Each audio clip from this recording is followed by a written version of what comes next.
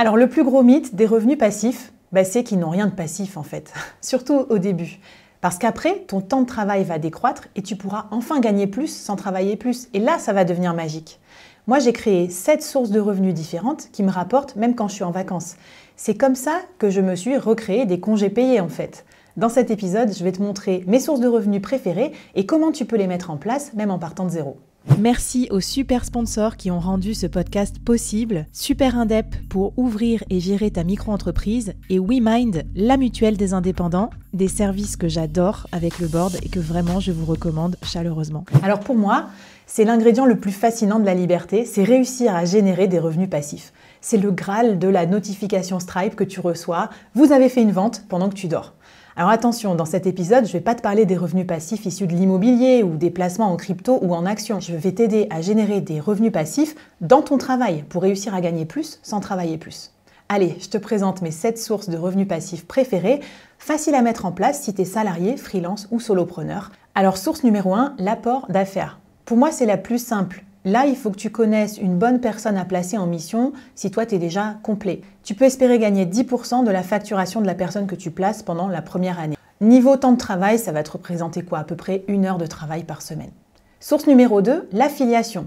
Alors là, l'idée, c'est que pendant 1 mois, tu vas référencer des produits et ouvrir des codes affiliés chez les produits ou les logiciels que tu aimes bien. En temps de travail, ça ne te prendra pas trop de temps. Il faudra que tu ailles regarder chaque mois si tes codes sont encore valides et combien tu as gagné. Et en revenu, tu pourras espérer gagner à peu près 5 à 10% de commission sur les produits ou les logiciels que tu recommandes. Alors pour l'affiliation, je te conseille de recommander uniquement des produits et des outils premium et assez chers pour gagner plus. Par exemple, si tu es Chief Marketing Officer externalisé, tu peux recommander aux clients que tu as en entreprise des CRM et quand ils achètent l'abonnement au CRM à l'année pour une entreprise, si tu gagnes 5 à 10% de ce montant-là, là tu vas gagner un peu plus que si tu conseillais un petit logiciel à 10 € par mois.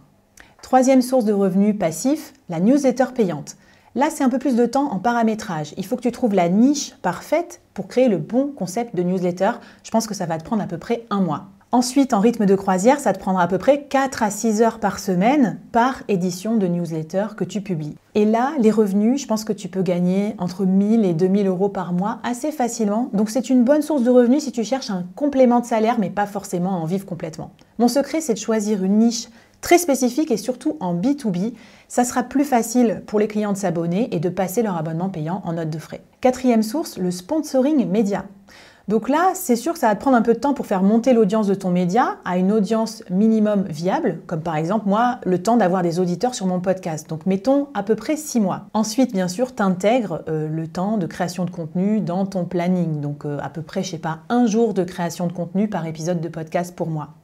Et là, tu vas pouvoir aller démarcher tes sponsors. Donc moi, tu vois, le sponsoring me rapporte 20% de mon chiffre d'affaires, soit 50 000 € l'année dernière. Là, le secret, c'est d'être régulier dans ta production et surtout de choisir une niche avec des bons sponsors, des sponsors qui sont prêts à payer et à financer. 5e source de revenus passifs, les formations en ligne. Alors là, le temps de travail pour créer une formation en ligne est assez dense. Moi, je dirais minimum 2 mois de création et après à peu près 1 jour par semaine pour le support, les mises à jour, mais surtout la vente. Moi, je gagne à peu près 30% de mon chiffre d'affaires grâce à mes formations en ligne. Là, le secret, c'est de vraiment choisir un petit sujet, commencer par créer une mini formation pour tester ton marché et tester tes capacités aussi à vendre une formation en ligne. Source numéro 6, la communauté payante. Alors là, ça va te prendre aussi du temps pour la construire. Donc oui, parce qu'il va falloir que tu aies tes premiers membres, faire venir du monde, créer du contenu. Donc tu comprends qu'on est déjà sur un niveau de création de contenu et de vente un peu supérieur. Mais on est aussi sur un produit qui est presque le produit le plus scalable et le plus passif. Aujourd'hui, la communauté payante représente 25% de mon chiffre d'affaires.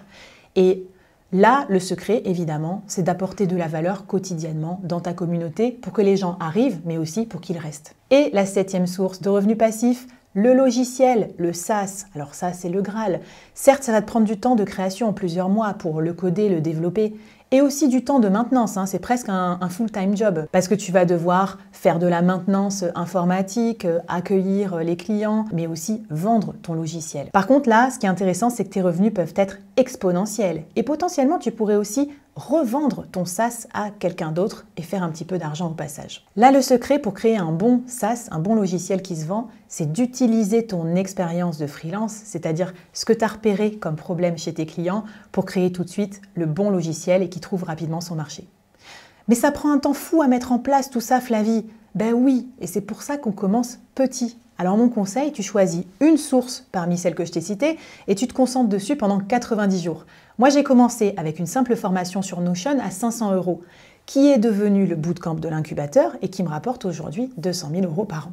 Alors cette semaine, je te mets au défi de générer tes premiers revenus passifs. Choisis une source de revenus passifs dans la liste, identifie un contenu ou une expertise que tu as déjà et regarde comment tu pourrais la transformer en un produit vendable dans ce business model. N'hésite pas à partager tes idées en commentaire sur YouTube ou Spotify et on verra s'il y a des idées sympas qui ressortent. Dans l'incubateur Solopreneur, je te montre aussi exactement comment mettre en place ces 7 sources de revenus avec tous mes templates et mes process. On y consacre un chapitre entier dans ma méthode. Ça se passe sur leboard.fr/liberté. Bon alors les revenus passifs, ça demande de la discipline au début et ça tombe bien parce que les routines font partie des secrets des entrepreneurs libres et je vais t'aider à prendre les bonnes habitudes dans le prochain épisode.